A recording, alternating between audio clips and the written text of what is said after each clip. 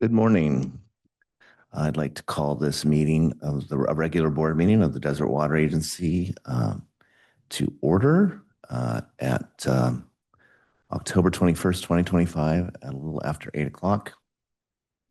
For some housekeeping, I'd like to ask that folks in the room mute their electronic devices so they don't interfere during the meeting. And for those attending remotely, if you could silence your microphones until or unless you're ready to speak during public comment. The information for attending the meeting virtually is posted on the agenda. And for discussion and questions, I will call on directors in the following roll call order: Director Gracia, Director McKenna, Secretary Treasurer Bloomer, Vice President Bowman, and President Ortega. And all votes will be conducted via the roll call. And with that, I will lead us in the Pledge of Allegiance.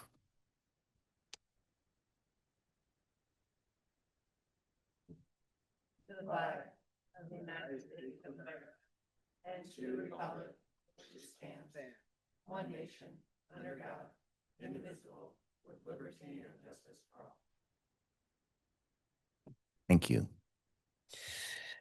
Now, may we have the roll call, please? Director Gracia, Present. Director McKenna, Here. Secretary Treasurer Bloomer, Present. and Vice President Bowman's absence is noted, and President Ortega, Present. all present. Thank you. Move to item 4, which is public comment on items not on today's agenda. And this is an opportunity for members of the public to address the board about business pertaining to the water agency, but not necessarily on today's agenda. And just as a reminder, as provided in the Brown Act, the board is prohibited from acting on items not listed on today's agenda. Ms. Hoffman, have we received any public comments up to this point? No comments have been received. Okay, thank you. Are there any members of the public that would like to speak today? Seeing none, we can move to item 5, which is public comments on items listed for items listed on today's agenda. And again, we ask you to keep your comments to no more than 3 minutes. Seeing no members of the public approaching or raising their hand virtually, we'll move to the consent calendar, which is our item number 6. We have 4 items on today's consent calendar. Items listed under the consent calendar are considered to be routine and will be acted upon by one motion of the board without discussion. There will be no separate discussion on these items unless a board member requests a specific item to be discussed and/or removed from the consent calendar for separate action. Are there any items on today's consent calendar that a member of the board would like to have pulled for separate discussion? No? So I will look for a motion. I move item 6, the consent calendar as presented. Thank you. I'll second. All right. I have a first from Director Gracia and a second from Secretary Treasurer Bloomer. May we have the roll call vote, please? Director Gracia, Aye. Director McKenna, Aye. Secretary Treasurer Bloomer, Aye. Vice President Bowman's absence is noted, and President Ortega. Aye. Motion passes. Thank you.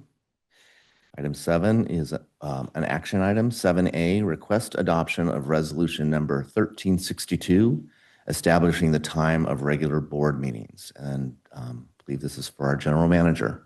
Good morning. Good morning. Thank you, Mr. President, members of the board. Attached for the board's consideration is resolution number 1362, which establishes a new time and date and place of the Desert Water Agency's Board of Directors meeting. As you recall, at the last Board of Directors meeting on October 7th, the Board of Directors adopted a motion to change the time of this meeting to the first and third Tuesday of every month, which is current, but move the time back from 8 a.m. to 9 a.m. And in order to, previously, the time and date of the board meetings was set by resolution, and we did take a motion. And so in order to solidify the decision that was made or finalize it, we need to adopt a resolution in order to officially change the time of the board meeting However, I would like to note that since the last board meeting, there was a board member from the prevailing side of the vote that has indicated the desire to have the board meeting remain at 8 a.m. And so in order to do that, so there's a couple options that we can, avenues we can go today. If the majority of the board decides that they would like to continue to change this board meeting to 9 a.m., it would take the passage of this resolution. If it is the majority of the board's desire to keep the board meeting at 8 a.m., we need to not pass the resolution and take a motion to undo the previous resolution. So essentially saying a motion to keep the board meeting at 8 a.m. instead of 9 a.m. as was taken at the last board meeting. And this way we will have a clean administrative record as far as the timing of our meeting goes. And so the staff's recommendation is twofold. If the board would desire to change the meeting to 9 a.m., pass the resolution 1362. And if the board does not want to change the meeting, do not pass the resolution and make a motion to undo the previous motion at the October 7th meeting and keep the board meetings at 8 a.m. And with that, I'd be happy to answer any questions you may have. Thank you. Director Grasha? Well, I had given a lot of consideration to this after we passed this 2 weeks ago. And, I was all for this when it was a situation that in my life at the time, I had 2 infirmed dogs that I had to be with, and it was hard to get them stabilized in the morning for me to be away for 3 or 4 hours. They've since both passed, so it's easier to leave the house. So it was, in that case, for me, it was for my own benefit to change the time. But now we're here at in another place, at least I am personally. I frankly don't see an hour as a problem, but apparently it is for people who have to work, and I understand that too. So I don't see that as a pressing issue from my perspective, and therefore have reconsidered my vote and would make a motion to reconsider the motion that was passed 2 weeks ago. I believe that would require a second from one of the people on the losing side, I guess. And and then we could take a vote on just dispensing with that original motion. So that's my motion to reconsider. And I would ask council to chime in if he could and make sure I got that halfway right. Well, yeah, I believe so. A motion to reconsider is what it would be. And if that, it would be a motion to reconsider and to reverse the motion that was adopted at the last board meeting. And if that's the case, then there's no need to act on a resolution. Right. That's how I figured it out. Okay. I think we got it. So Okay. that's my motion. So. All right, we have a motion. We could look for a second and we can continue discussion. I'll second. Okay, Director McKenna. I think this is a perfect illustration of how difficult it is to change things at this agency. Okay, Secretary Treasurer Bloomer. I've always been in favor of keeping it at 8 a.m. and I could understand moving the time if it allowed for, if there was some sort of evidence that it was going to create more public to attend or something like that. But I think, anyway, with the option of attending on Zoom, it makes it much easier for the public to attend kind of no matter what time the meeting is. So I vote in keeping keeping the meeting at 8 a.m. Okay, and I have nothing else to add to the conversation. So we have a motion with first from Director Gracia and a second from Secretary Treasurer Bloomer. May we have a roll call vote, please? Could you Yes. clarify what the motion? The- We're leaving it at 8. Well, let's let the motion maker. Yeah, well, essentially, that's what we're going to do. We're going to withdraw the original motion that was voted on and passed and that's going to be the end of it until something changes on the board, which may well happen. Yep. So the motion is basically to rescind last week's or last meeting's motion to change the time of the meeting. And there would be no vote, as I understand it, there's no need to vote on the resolution. That is correct. Yeah. Okay. May we have a roll call vote, please? Director Gracia, Yes? Is that right? Yes. You made the motion, so you better vote yes. Director Sure. McKenna, No. Secretary Treasurer Bloomer, Yes. Vice President Bowman's absence is noted, and President Ortega. Aye. Motion passes. Thank you. So item 8 would be the Secretary Treasurer's report. Secretary Treasurer Bloomer. Okay, these are the financial highlights for August of this year, 2025. In the operating fund, we received $5,055,495 in water sales revenue receipts, $147,606 in recycled water sales revenue receipts, $2,000 in construction deposits, and that was from DeBond Construction. We paid $3,333,579 in accounts payable. Year to date, our water sales are 2% over budget. Year to date total revenues are 3% over budget, and year to date total expenses are 32% under budget. Active potable water services, there were 23,813 active services billed in August, compared to 23,800 were billed in July. So that's a net increase of 13. Excuse me. Account disconnections, there were 36 water accounts turned off for non-payment in August of 2025. And over the last 12 months, an average of 31 accounts per month were turned off, and that's about a 1.6% annual disconnection rate. In the general fund, we received $536,625 in property taxes and $535,065 in replenishment assessment. And that total amount was from private pumpers. We paid $816,257 in state water project charges. And year to date, we've paid $4,568,905. In the wastewater fund, we received $106,266 in operating fund reimbursements, and we paid $0 in accounts payable. We had 2,294 active sewer accounts billed in August compared to the same amount billed in July. So no change. And that is my report. If you have any questions. Thank you. Director Gracia, do you have any questions? I don't have any questions that I haven't asked 3 times already and have the same answer, so I won't bother asking it again.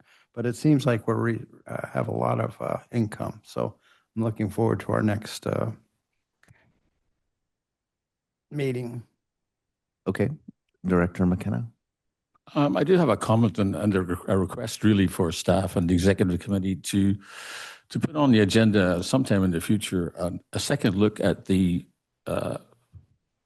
facility we have for people who can't pay.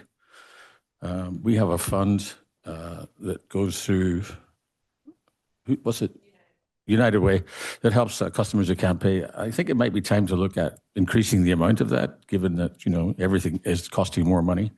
And hopefully finding a way to reduce the number of disconnections for non-payment, because it's creeping up. It was 20 a month, now it's 30 a month. So I think affordability is an issue I'd like to look at. I'd like the board to have an opportunity to revisit how much money we set aside for that and the parameters we use for paying it. So. Okay. Secretary Treasurer Bloomer. No, I have nothing else. So item 9, we can move to the general manager's report.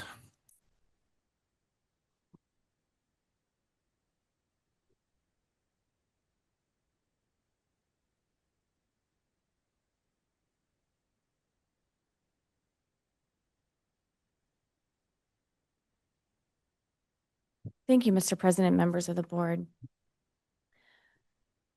I would like to, this is a new item that we haven't had before in the general manager's report, is agency staff promotions and certifications obtained.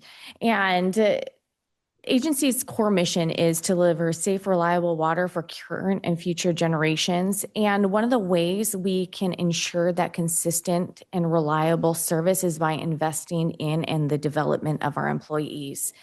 And this investment includes supporting the attainment of job-specific certifications and encouraging the expansion of skill sets across all departments. By doing so, staff are provided the opportunity to prepare for promotional opportunities within the agency, strengthening operational continuity and enhanced service delivery. Over the past 3 months, so July through September 2025, the following promotions have been received and certifications obtained. We have a promotion of our Field Services Representative 2 to Field Services Representative 3, Reggie Franklin. Alfredo Gutierrez from Water Service Worker 1 to Water Service Worker 2.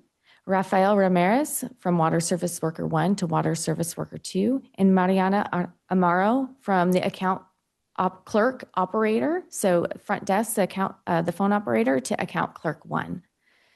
And for the certifications obtained, we've had a lot of individuals received advanced certifications in the past 3 months.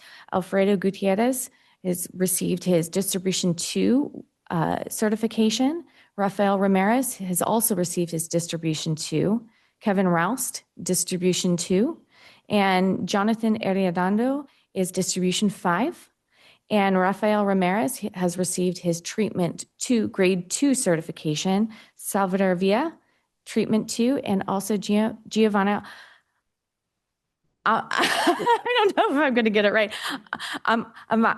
Amasiva has received her Notary Public commission. She's passed those certification tests. So that all of that provides us the ability to ensure that it's proof that we have the skills in-house to be able to meet the demands of the agency. Moving on to the community workshop number 1 for the Indio Sub-Basin 2027 Sigma Alternative Plan update. The efforts are underway for the 2027 update to the Sustainable Groundwater Management Act Alternative Plan for the Indio Sub-Basin. So that community workshop did happen yesterday, October 20th, at the CVWD Coachella campus. And consultants and groundwater sustainability agencies provided participants with an overview of SIGMA, the waterment management, and the waterment planning in the Indio Sub-Basin, information on the update and the next steps within the process. The public had an opportunity to provide comments during the workshop. And for updates, they do have a website that you can receive ongoing updates. And then as time goes on and we get closer to actually publishing that alternative plan update, there will be additional presentations to the board on that progress. Also, concurrently, we have the Mission Creek Sub-Basin Sigma Alternative Plan update that is also underway. And that first workshop will be held on Wednesday, October 29th, and they will be virtual meetings only, where the same efforts are taking place, and consultants and the groundwater sustainability agencies will be providing the same overview and updates on the process. And the Mission Creek Sub-Basin Sigma update plan, they also have a link to be able to monitor progress, and also invitations go out when those workshops are coming up.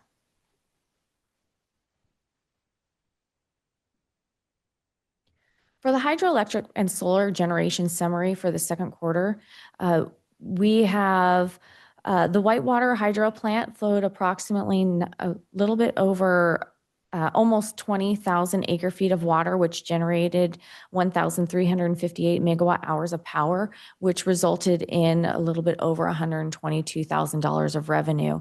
This revenue for the Whitewater Hydro is split with CVWD. We split the expenses as well as the revenue of that because we both use the facilities to convey our water through. The Snow Creek Hydroelectric Plant flowed approximately 473 acre feet of water, which generated 425 megawatt hours of power for a little over $37,000 of revenue.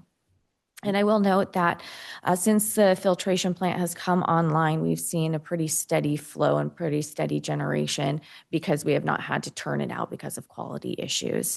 So we've been able to maintain more steady flows through our hydro plant and thus realize more revenue to offset our expenses here at the agency. The Operations Center Solar Field 1 produced 72.81 megawatt hours, which is used to offset the cost to run the Operations Center. And the Operations Center Solar Field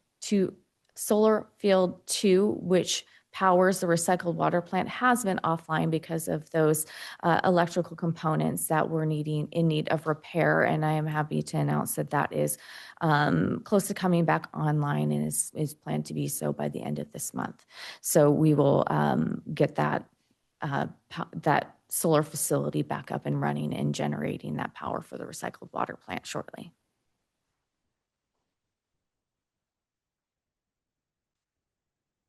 To expand on the presentation that was provided at the last board meeting on October 7th regarding the safety efforts that are going on here at the agency, we had another training that was specific to that, which is field ergonomics.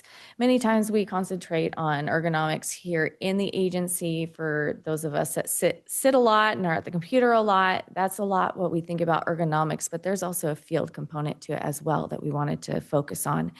And so we hosted the Back Safe Injury Prevention Program that was sponsored by Aqua JPIA, our insurance company. And those safe physical behaviors and ergonomic principles applicable to field operations specifically. And the participants learned the importance of warming up, incorporating micro stretches throughout the workday, and utilizing proper lifting techniques.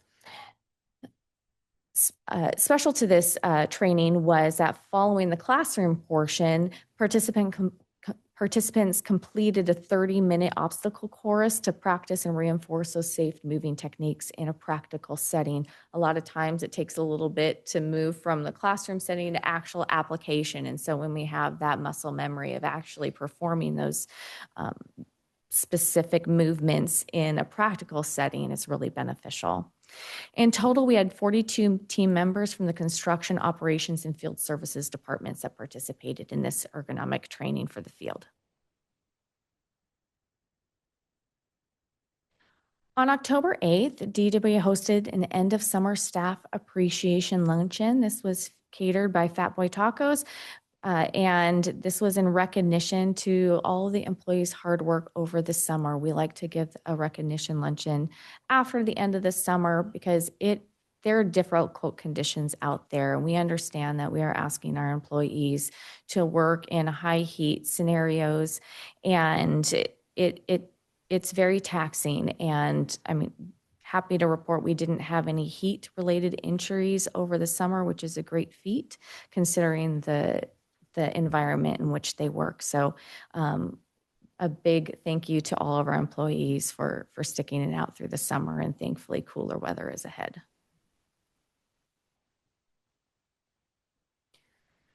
We also held our landscaper workshop on October 14th, and attendees included those who maintain large HOA landscapes and submit large-scale grass removal projects.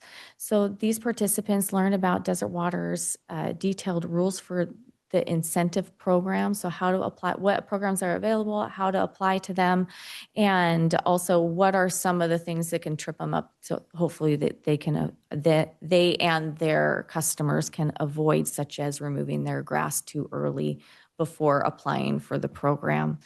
And and also about how the new regulation and legislation impacts DWA and our customers, specifically making conservation a California way of life and the non-functional turf ban. And also Mission Springs Water District staff was in attendance as well, which is great. And I had an opportunity to meet up with them afterwards and discuss. Moving on to our system leaks over the past 2 weeks, we've had a total of 18, expending a total of 152 hours to repair those leaks. And also we have the system map as usual. With that, I'd like to pass it off to our Finance Director, Jason Slough, to highlight a few of his activities over the past month. Good morning, President Ortega and members of the board. I'd just like to highlight a couple of the meetings and activities that I've taken part in over the last month. I believe we had like 4 or 5 union negotiation sessions in that time frame. Also had the WSRB settlement meeting with the State Water Project, and we did the financial audit kickoff meeting mid-September. Thank you. And now to Director Hopping for Human Resources meeting activities highlights. Morning. Much like Mr. Slough, we were in Teamster meetings together, spending a lot of time. And then we did I did the Valley-wide Employment Expo again this year. It was a really good attendance. Got a lot of good traction on our website afterwards for people signing up to get alerts when we have job openings. So that was really good. We had some interaction with people there for possible internships in the future, which was great. Everybody, of course, was very interested in our benefits and pay, and I got a lot of really good feedback on that. And I don't know that I didn't see anybody from other water districts, so we got to be kind of our own little island there selling our products. That was great. And then I did a couple webinars. I have a couple certifications that require CEUs. So I've been doing webinars because I have one renewal coming up. So you'll see an increase there. The one that was really great was the F1 Pit Cruise and Ted Lasso and how to do teamwork. It was a really fun webinar. I really liked it a lot. So I am a huge Ted Lasso fan, so that helped, but it was fun. Then we've had new employee orientations and some interviews with the positions added to the budget. We're doing really good on getting those filled. So I think I'm still working on 2 or 3 more, and then we'll be fully staffed, hopefully. That's it. Thank you. A few highlights of my meetings and activities over the past few weeks is we had a heli hydrant discussion with San Gorgonio Pass Water Agency. So we were reached out by San Gorgonio Pass Water Agency. They've been working hard in 7 different locations for these heli hydrants for protection of infrastructure, not only the communities, but then also the water infrastructure that they have. And we have been approached because they've identified a location within our service area that would be would be ideal to have one of these heli hydrants. So we are in the San Jacinto side of the mountains. So we've been approached to take a look into that. So we are. And so as we dig into that a little bit more, we'll be bringing that back for some decisions by the board if we, if the conditions work out where it's a good fit. Also on October 9th, Assistant General Manager Tate and Operations Manager Sarpong, we met with the Palm Spring Aerial Tramway for water supply planning. As you know, we have storms that happen and that can impact our surface water infrastructure.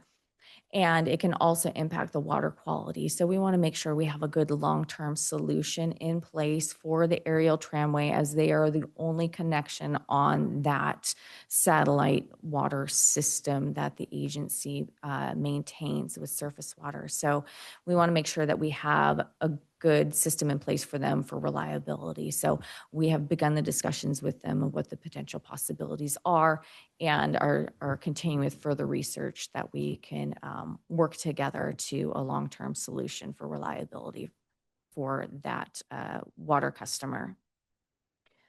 Also, I took part in a few strategic planning meetings on the 9th and 13th. We had had a meeting with our consultant, and then we had our strategic planning ad hoc committee meeting update. And we are in the home stretch. We have a final draft document that we will be bringing back to this board on the 18th, which is, I think, the next meeting where the full board will be in attendance, because I feel that it's important to have the whole board review and take action on that document as it supplies a strategic plan and outlook for the agency over the next 5 years. Also, last week through the 15th through, 14th through the 20th or the 17th, I was up in Sacramento and participated in the Delta Conveyance Project, State Water Contractors and Sites meetings in Sacramento. And yesterday I was at CVWD for our State Water Contractors Class 8 meeting. So Class 8 is the Southern California participants, as we have interests that align with each other. So we have a quarterly meeting. So I participated in that as well. And with that, that concludes my report. I'd be happy to answer any questions you may have. Thank you. Director Grasha, any questions? They brought that up to me right when I got on the board, and I was like, you got to talk to the general manager. The heli hydrants. I didn't want to put I didn't want to weigh in on it. Since then, they've installed several and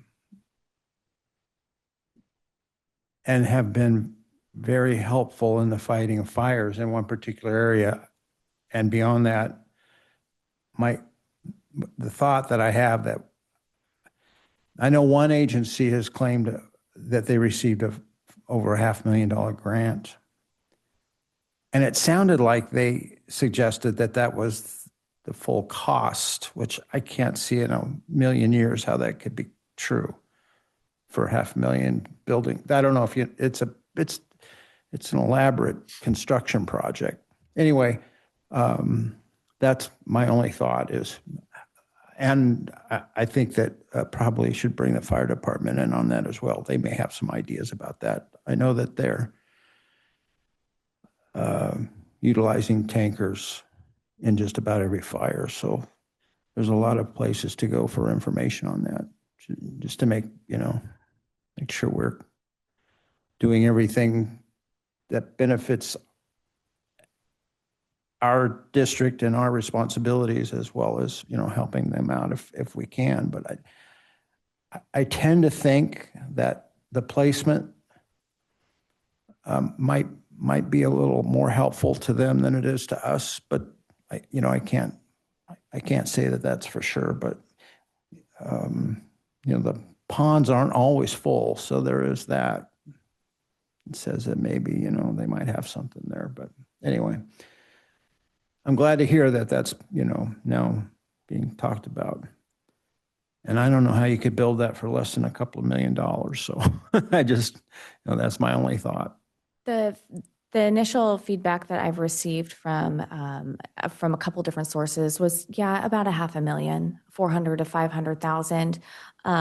We definitely have the opportunity to take advantage of lessons learned along the way. And so as we move forward in the process, if we do move forward in the process, we would be able to take advantage of those lessons learned and have other entities that have installed these that we would be able to capitalize on their experiences.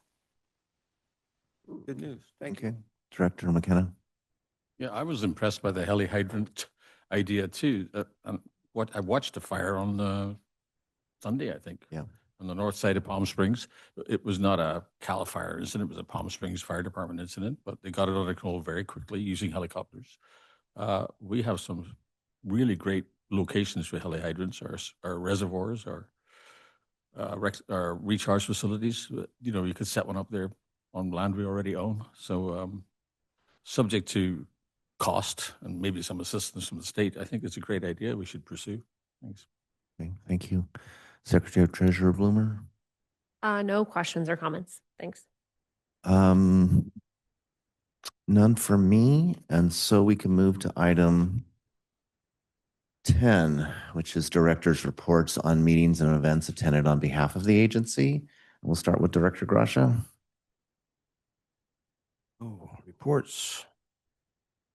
Going back to our meeting on this December 7th, I guess. On the 14th, I attended Coachella Valley Water District Board meeting. On the 13th, I did the security training for data breaches for Desert Water Agency. And on the 15th, I attended a Greater Coachella Valley Chamber of Commerce lunch meeting. There were speakers, kind of a roundtable speakers series event, I guess. And what happened, one of the speakers was from Desert Hot Springs, who works in the business of rehabilitation for people that are addicted and seriously mentally, they're the ones that you avoid when you're driving down the road. And I got to say, she was a very compelling speaker, on that subject. And born and raised in Desert Hot Springs, and runs a rather sophisticated operation up there, several beds, like several dozen beds. And I thought it was very interesting to hear her perspective on that, because it was all new to me that it was possible to get people back to, because I don't see it, but her explanation was compelling. CVWD on the 16th had a special meeting where they spoke about non-functional turf, and I'm happy to report that I'm not the only one that's skeptical on this subject. There were 5-0 skepticism on. They're not going to vote on their ordinance till late next year, but it was a 2-hour meeting filled with interesting comments that I think we've heard at this dais as well as there. I chimed in on yesterday's Sigma meeting, the alternative plan update. They have their work cut out for them. I hope that they're up to the task. It's an important document. I've spent the last 2 weeks preparing comments that I'll be submitting as a private citizen. I'm going to share them with the general manager so she can scream if there's something really offbeat about it. But my comments are all based on salt loading. And when I look at that document now, I'm not seeing the previous update didn't really talk about the subject as much as I think it needs to be talked about. It's a real problem that I don't think gets enough discussion. It needs to be top of mind that this is a problem. It's a time bomb. And so I'm going to, it's my hope that I can kind of get that, at least that part of it in the document, so that anybody that might come along and read it can say, well, at least somebody's talking about it, because the previous document didn't cover the subject enough, in my view, and would not lead anybody to think that we're in a situation as dire as I believe we are. I think we're at the point where our TDS averages are getting to the point of being critical, in my view. 500, and we're trying to suggest that, oh, that's not so bad. It started at 70. And 1,000, you can't serve it anymore. So, we're traveling too fast toward that immovable object. So that's my thoughts on that subject. Thanks. Director McKenna? Excuse me. On October 13th, I attended a strategic plan subcommittee with Secretary Treasurer Bloomer and staff and the consultant who's working on it. I find a very, very useful meeting. I might characterize this as what the board saw a few months ago. The consultant and the staff kind of went down into the engine room of the organization. And I think my impression was that this caught fire, if you like, with the staff. They took it on board. They got interested in it. There were 219 suggestions from staff as to things that could go in the strategic plan, which is awesome. No, some of them might have been, extra vacation or something, but many of them have been fed into the plan. The plan will come back to this board. I think you will love it. I hope you do. I'm very happy with how that process is going. October 16th, I attended virtually the Mission Springs board study session, and then I attended their board meeting yesterday. That was an interesting one. It was quite long. I had to step away. I asked their host if I had permission to record the meeting, and it was refused. I asked the host again for permission for a transcript of the meeting. That was refused. Funny way to run a public meeting. Anyway, my own technology allowed me to record it, so the piece I missed, I got back and listened to later. They had a Prop 218 public hearing in the midst of their meeting, and they had a lot of feedback, written feedback from customers, which they addressed individually, one at a time. They had one in-person speaker, and then they discussed it.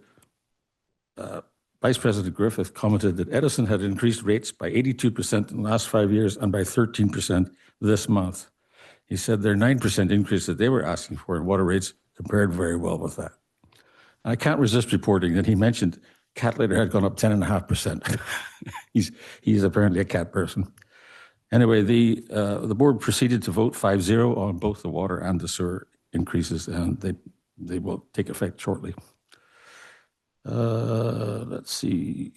I also attended the Sigma Indio Alternative Plan update yesterday. I appreciate Mr. Polo letting us know that was happening.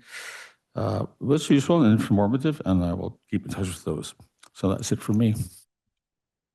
Thank you. Secretary Treasurer Bloomer. Okay, first, I forgot to report last time that on October 1st, I attended the Greater Coachella Valley Chamber of Commerce, one of their luncheons at the Palm Springs Surf Club. And then on October 8th, I don't know if this is compensable or not, but I was at the Palm Springs Unified School District Legislative breakfast on that day, and they gave an update of kind of like a state of the city for the school district. And then on October 13th, I was also in the strategic planning committee meeting, and I agree, it was very evident that they had taken what we saw the last time and really spent a lot of time on interviews and staff meetings and thought sessions, and came back with a very good product, I think, that everyone will like. And then on October 20th, or yesterday, I also zoomed into the Sigma workshop once we got past the technology issues in the beginning. It was good, and there was only really one comment. It was more of from kind of the usual comment from the Palm Desert area of Catino, the surf park, and I think there was one other one, but it sounded like the person from the public was well known to CVWD in her comments, and so that was good, and that's all I have. Thank you. So, excuse me. So I attended one compensable event since the last board meeting, and that would be the Region 6 and 7. It was actually a 2-day event on the 9th and the 10th. That was held in Bakersfield. Started off with a reception at the wool growers something or other, which apparently there's a Basque community in Bakersfield that I didn't really know about, but there's quite a few Basque restaurants in Old Town Bakersfield, and that happened to be one of them. And so we had several presentations there regarding some of the groundwater management issues and programs that are happening in the Central Valley. Then we spent the next day the next full day on Friday, touring some of those programs out in the field. Also, other meetings I attended, not necessarily compensable. On the 8th of October, there was a Region 9 meeting regarding the mixer that we keep talking about at Aqua and never seems to happen. I'm happy to say that we have decided to, as a Region 9 board, to host a mixer in conjunction with a board meeting in the first part of next year, so that people can attend the board meeting and then attend the mixer. I also attended the landscapers workshop last week on the 14th, just as a I don't know, guest, however you want to call it. Sat in the back and was really pleased to see such a large number of participants in the room. Most of them were landscape contractors who would be implementing these programs for their clients. There were a couple of HOAs people from HOAs are interested in how it might affect HOAs.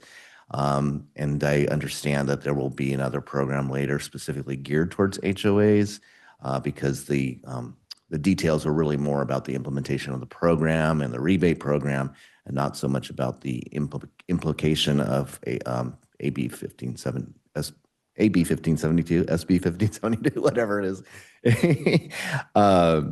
as far as how it would impact HOAs. I actually, there was a friend of mine who was in the audience, and I found out later he was representing an HOA in Palm Desert.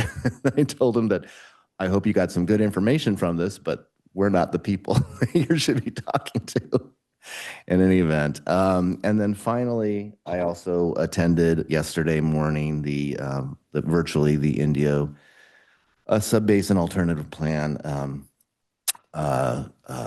workshop, and look forward to the upcoming one, I guess, next week for Mission Creek Sub-Basin and future meetings like that. I think those are really important, and this may be a lot of it is, of course, information that ultimately is presented to this board anyway, but I think it's good to hear it up front and also to hear what members of the public might be thinking as it relates to how it impacts members of the community. So with that, nothing else to report, and we can move on to item 11, which is director's comments and requests. And Director Gracia.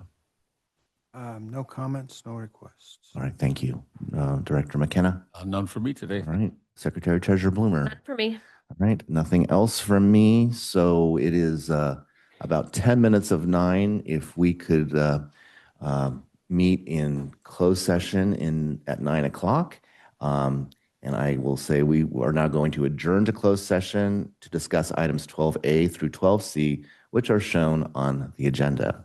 All right, thank you. All right, welcome back. So I can say that no reportable action was taken while we were in closed session. And with that, I'll adjourn the meeting. Thank you, everybody.